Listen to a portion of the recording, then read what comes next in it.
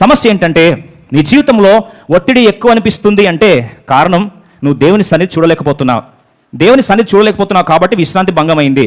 మరి దేవుని సన్నిధి ఉన్నా చూడలేకపోతున్నావు అంటే కారణం ఏంటి? తొలి కారణం అంటే అహముని జీవితంలో విలయ తాండవం ఆడుతుంది. ఇంకొక మాటలో చెప్పాలంటే నీ గమనిక దేవుని నుండి నీ మీదకు మరలినప్పుడు నీకు వచ్చే భావోద్వేగంలో మొదటిది ఒంటరితనం అనే అనుభూతి. నేను ఒంటరి వాడిని అయిపోయాను, ఒంటిగా ఈ భారాన్ని భరిస్తున్నానని ఒకరు బాధపడుతుంటే దేవుని దాసునిగా వాక్యాన్ని ఆధారం చేసుకొని మరొకసారి జ్ఞాపకం చేయాలని ఆశపడుతున్నాను. ఈ మోషే జీవితంలో ఎప్పుడు రాని ఒంటరితనం ఇప్పుడే ఎందుకు వచ్చింది అంటే తన గమనిక దేవుని నుండి తన మీదకు మరలింది. నేనే అన్ని చేస్తున్నాను అనుకున్నప్పుడు నీ జీవితంలో అహము విలయతాండం ఆడినప్పుడు ఒంటరితనము నిన్ను కలిసివేస్తుంది. ఆ ఒంటరితనము నువ్వు అనుభవించడానికి ఆ దేవుడిని సృష్టించింది. వాస్తవం చెప్పినట్లయితే దేవుడు వాగ్దానం చేశాడు, యుగ సమాప్తి వరకు నేను నీకు తోడై ఉన్నాను, నిన్ను విడువను ఎడబాయను. ఇది దేవుని వాగ్దానం. మరి నువ్వు దేవుని సన్నిధి చూడలేకపోతున్నావు అంటే కారణం ఏంటంటే నీ గమనిక నీ మీద మరలినప్పుడు దేవుని సన్నిధి చిన్నబోతుంది.